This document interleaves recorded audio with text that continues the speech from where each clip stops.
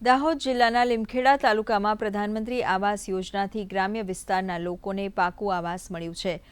વર્ષ 2024-25 દરમિયાન કુલ 480 નવા આવાસોને મંજૂરી મળી હતી, જેમાંથી 345 આવાસો બાંધવાની કામગીરી પૂર્ણ થતાં લાભાર્થીઓને સોંપવામાં આવ્યા છે।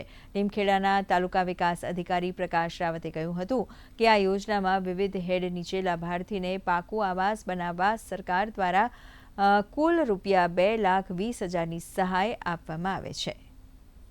2,20,000 રૂપિયાની સહાય મળેલ છે, જેથી અમને મકાન બનાવવા મદદ મળેલ છે।